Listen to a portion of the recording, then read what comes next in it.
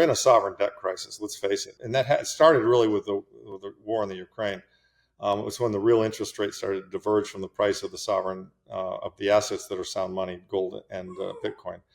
And since that time, gold and Bitcoin performance has just crushed, bonds and sovereign debt. Gold was the best form of sound money until Bitcoin came along. Bitcoin's a much better form of sound money today. What's going on in gold today specifically, as you probably noticed, we're recording this on the 31st of January, is that it just broke out to a new all-time high of $2,800. And some people are attributing, I've been watching and reading some of the stuff online, watched a few pods, and some people are saying, well, this is just because of the Trump tariffs, and he's probably going to place tariffs on gold produced overseas. I don't think that's it. I think it's, one, I'm not sure he's going to do that. We'll find out. But two, I think it's more likely that just what's going on is there are actually more and more, and this is a chart I saw that was rather compelling. There are more and more people asking for physical delivery of their gold. And why do people do that? Well, because they don't necessarily trust the custodians of the gold, and that's always been the issue with gold. They don't trust the system. And those of us who've been in the gold world for a very long time know that they have created a much larger number of paper claims, in our opinion, than they have underlying ounces of gold. So this is the gold market, very much like the banking market. If people are familiar with banking, they understand fractional reserve lending, which is to say that a bank can lend out more than it has in deposits, because not everyone comes and asks for their deposit back at the same time. And that's how the money supply grows. That's the money multiplier. Well, that actually started way back when with goldsmiths in Europe in the Middle Ages.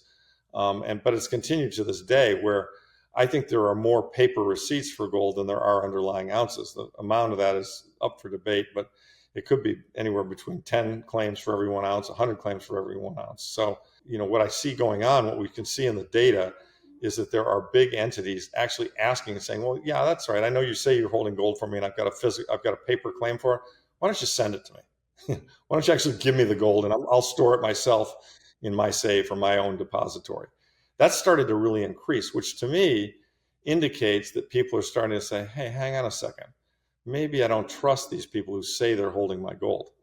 And I, many of us, even Kaiser, before he started in Bitcoin, always thought that was the Achilles heel of the precious metals market. They'd manipulated it with paper, but if every paper holder said, please give me the physical, there wouldn't be enough physical to go around. And so I think that's what's driving, the breakout in gold right now, not necessarily the threat of Trump tariffs. Also that, and just the general move toward sound money post Trump. And then let's go there and talk crypto and, all that kind of stuff and the strategic reserve and so forth. It's an interesting situation that we've all got to deal with here. Crypto, Trump got elected for a lot of different reasons, but frankly, he got helped by the Bitcoin people and the crypto people. And somewhere along the line, when he wasn't sure if he was going to win, and I saw him speak last summer, and I saw RFK speak last summer at the conference, he realized that, hey, this is a libertarian constituency that would be amenable to my message if I would support them.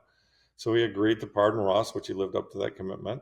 And he said, I think I support Bitcoin. And he widened it out to say, not only do I support Bitcoin, but I support crypto as well. And, there, as we all know, there are two camps here. And there are hardcore maxis who hate actually everything that's crypto.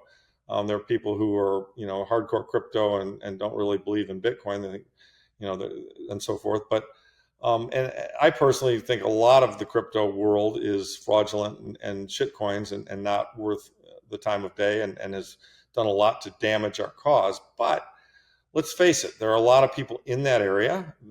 Many of them made big donations, political donations to Trump. Many of them got people to vote for Trump.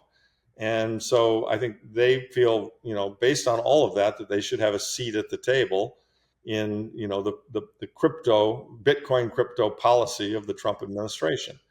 And I understand that. And I recognize that having them with those votes and that money is part of how we got to where we are. So even though I don't believe in shitcoinery and I don't believe in pump and dumps and I don't believe in, Trump coin and Melania coin, I do accept the possibility that there are a few crypto projects that are worthwhile and not fraudulent. As Saylor says, Saylor will accept crypto to the extent that it's done ethically, that it's not a pump and dump. And I have to agree. I mean, I think there's some possibility that a layer 2 will emerge out of something other than Lightning.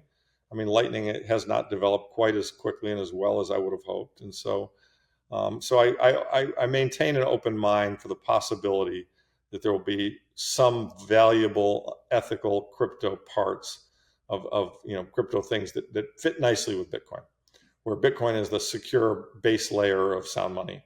And then maybe there'll be another layer above it, like Lightning, that helps you do transactions. So when they announced the strategic crypto reserve, that obviously implied that it was not just Bitcoin, it was more than that. And then, this fraudulent bad guy who runs XRP said, hey, Brad, we're going to be in there too, and XRP should be a part of this whole thing, et cetera, et cetera. And XRP is really kind of the worst of crypto. I mean, this guy was anti-Bitcoin, anti-sound money. It's crypto controlled by the banks. It's crypto controlled by the insiders. And so obviously a lot of us who are Bitcoiners and believe in the message of Bitcoin, the fairness of Bitcoin, the sound money of Bitcoin, we're kind of pissed off that this guy's even in the room, But what he's saying is, hey, look, I played a role here too, gave a ton of money, got a ton of voters, et cetera, et cetera.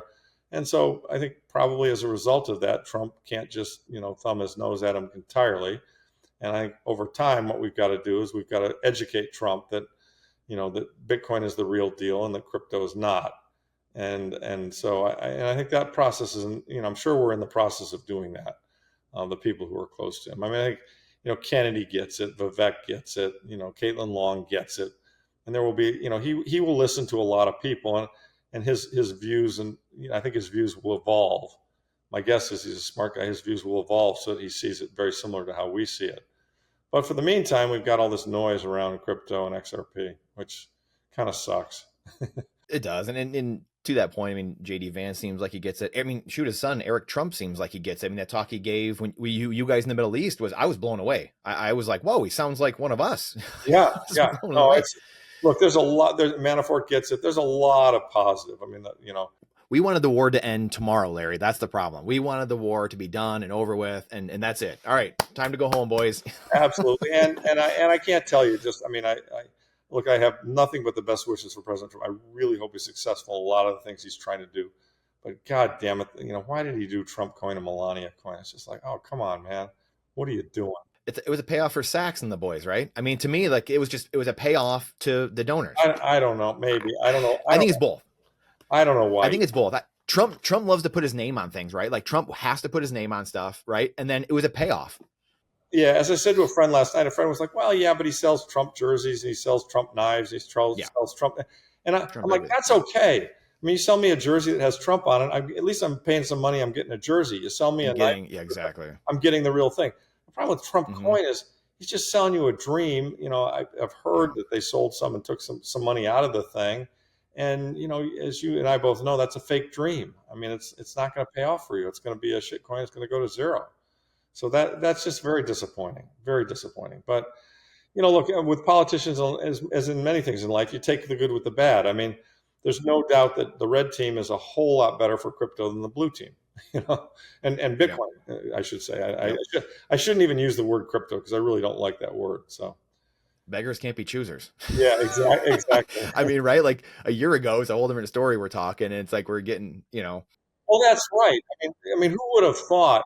Isn't it stunning that we went to the conference this summer and we saw two major presidential candidates, Trump and RFK, until he joined forces with him, give enormous good speeches, especially RFK's. RFK's speech was just outstanding.